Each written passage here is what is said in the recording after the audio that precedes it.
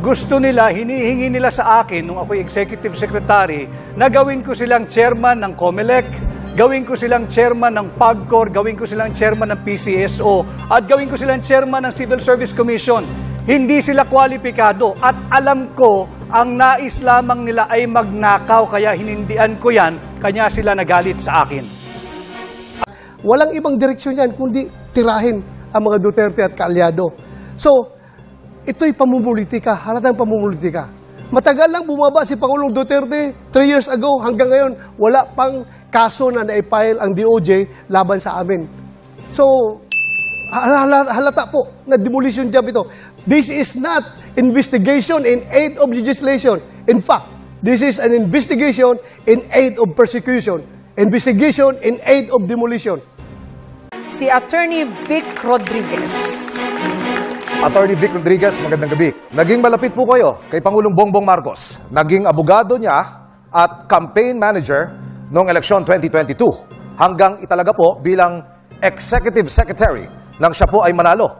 Pero matapos lang, Attorney Rodriguez, ng halos 3 buwan sa palasyo'y nagbitiw po kayo sa pwesto at pinatalsik din sa partido ng Pangulo at sinabing expelled ka for your incompetence as a public servant, abandonment, and disloyalty. Ang tanong, ano nga po ba ang tunay na dahilan at nagkaroon kayo ng falling out ng Pangulo?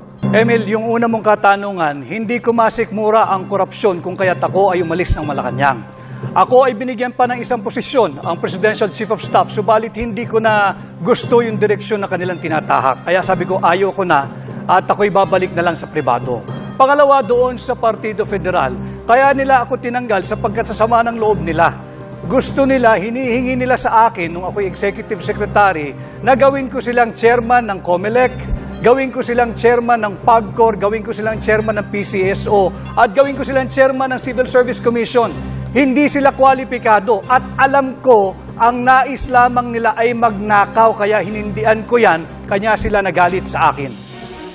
Attorney Rodriguez, meron pa ho kayong 18 segundos. Meron pa ho kayong karagdagan tanong. Dumalo po kayo sa ilang pro-Duterte rallies.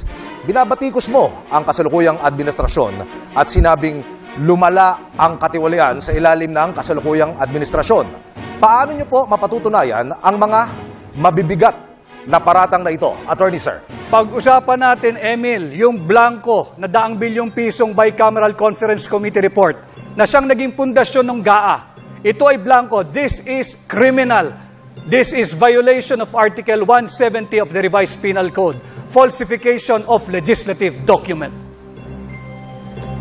Attorney Rodriguez, ano ho naman ang maisasagot nyo dun sa mga nagsasabi na baka kayo tumatakbo ay dahil gusto nyo lang pong resbakan o pag-revenge yung inyong pagkakatanggal sa inner circle ni Pangulong Marcos? Jessica, kaya ko tinanggap ang hamon na pamunuan ng tunay at maisog na oposisyon para labanan ang korupsyon. I have just mentioned kay Emil yung kalokohan dito sa 2025 budget. Ito'y punong-puno ng blanco, nakita ko ito, prinisinta namin ito, at ito ang aking lalabanan sa Senado, ang korupsyon. Pero as of today, may 3 na ho yatang nagsabi na wala naman daw pong blanco. Walang blanco, Jessica, ang GAA. Ang pinapakita namin blanco ay yung Bicameral Conference Committee, yung enrolled bill na naging GAB, yung General Appropriations Bill. Ang susunod pong sasalang si Senator Bato de la Rosa. Senator Bato, may mga source na nagsabing nag-request ang International Criminal Court o ICC na makausap ang 5 opisyal ng Pilipinas, kabilang kayo, na tumayong Chief of Police nung ipatupad ang drug war. Ang rekomendasyon naman ng Quadcom ng Kamara, kasuhan kayo at 7 iba pa ng crimes against humanity kaugnay pa rin ng giyera kontra droga. Ang tanong ko po, ano po ang inyong reaksyon sa mga natuklasan umano ng Quadcom at sa rekomendasyon na kasuhan po kayo?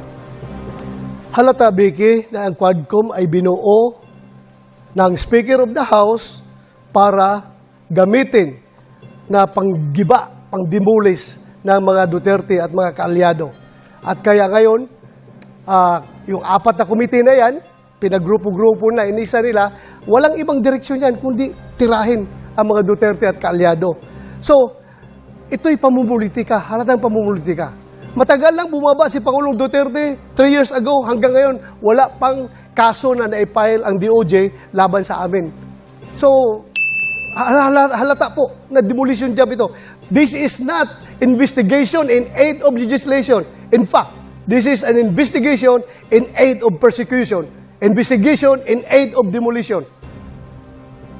Sinabi po na sakaling ipaaresto kayo ng ICC ay dudulog po kayo sa Korte Suprema. Correct. Susunod pa po kayo kahit na pabor o kontra ang maging desisyon?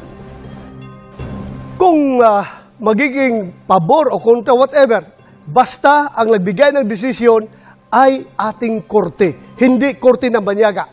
Kung desisyonan ng korte ang aming kaso laban sa akin, susunod po ako. Pero Senator Bato, yung pong ICC ay marami na hong naimbestigahan yan throughout history na mga kaso ng war crimes, genocide.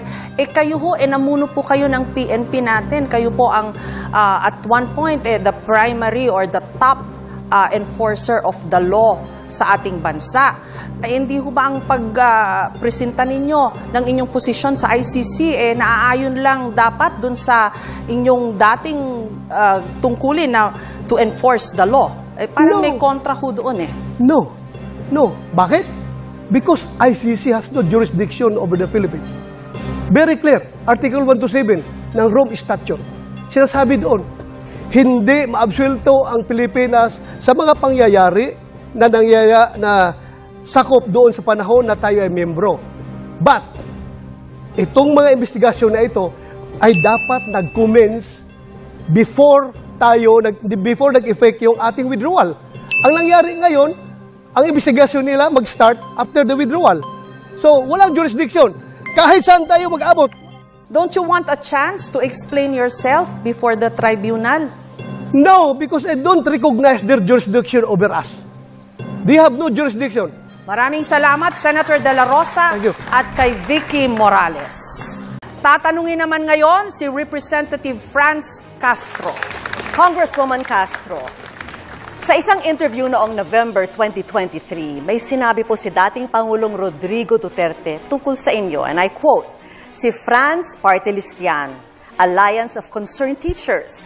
They are the left who are the members of the Communist Party of the Philippines. Mga rebel yan gusto nilang sirain ang Pilipinas." End of quote.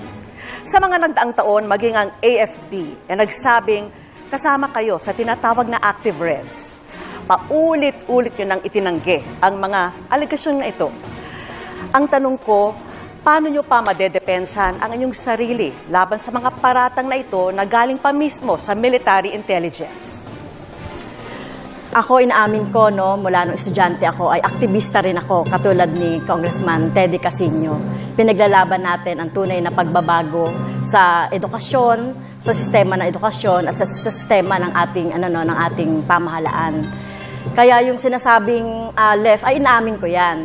Pero hindi as member ng CPP, NPA, or whatever. So parati na lang yan, na kung ikaw ay nagsasalita ng against sa posisyon ng gobyerno, ay tinuturing kang red o tinuturing kang kaliwa. So parang nakasanayan ko na rin yan. Kaya patuloy rin yung ating ginagawa, lalong-lalo na doon sa pagsasabatas, noong mga kailangan ng ating mga guro, sa education sector at sa mga issue rin ng ating mga mamamayan. Kaya yung issue ng mga red tagging na yan ay kumbaga ay kinasanayan ko na yan at ako ay proud left. Paano nyo kukumbinsihin, Representative Castro, ang publiko na kayo ay karapat-dapat na mapunta sa Senado sa kabila po ng hatol sa inyo ng isang korte? Well, nakikita naman po yung track record ni Teacher Franz Castro sa Kongreso. Nakita natin doon yung ating paglaban sa korupsyon, paglaban po natin doon sa maling paggamit ng confidential funds. At ito po yung dadalhin natin sa Senado para labanan din po yung maling paggamit o yung korupsyon sa gobyerno. At syempre yung aking track record bilang kongresista. So yun po yung aking ipagmamalaki sa Senado. Maraming salamat, Representative Castro at kay Vicky Morales. Ang huling tatanungin, si Attorney Jimmy Bondoc. Magandang gabi po, Attorney Bondoc. Dati po kayong opisyal ng PAGCOR under the Duterte administration. Ito rin po yung panahon na naging maigting po ang operasyon ng POGO sa ating bansa. At natatandaan ko po, dinipensahan niyo po yung operation ng POGO kasi sabi niyo po, malaki naman ang contribution ng POGO sa social funds ng PAGCOR. Pero ngayon po nakikita natin na nasasangkot po yung POGO sa human trafficking, sa kidnapping, physical abuse at scamming. Ganun pa rin po ba ang posisyon ninyo? Dedepensahan niyo pa rin po ba yung POGO?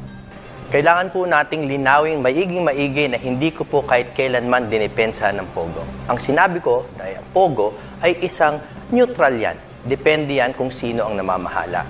Kung ito ay maaaring patakbuhin ng tama, marami po talagang social benefits na nakuha dito. At po doon, nung panahon namin, hindi po talamak ang gambling. Ang POGO po, ibang bansa ang nagagambol. Tayo po mga call center lamang dito. Kaya po tayo ay kumikita ng pera. No?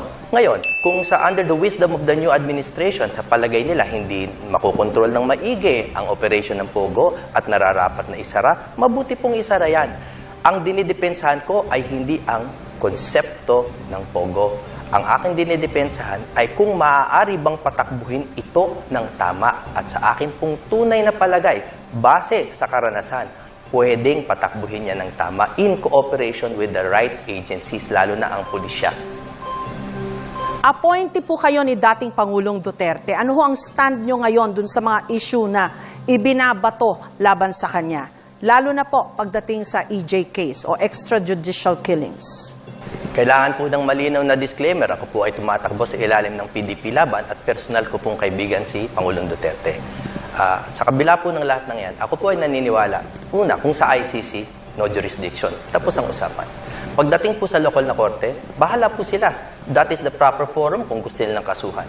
Morally, I don't think we should do that to all our leaders na lagi na lang kinakasuhan ng dating presidente. Kung kasuhan man siya, kaya naman niyang depensahan ng sarili niya dahil I believe that he has worked for the good of the Filipino people. Maraming salamat, Attorney Bondoc at kay Cara David.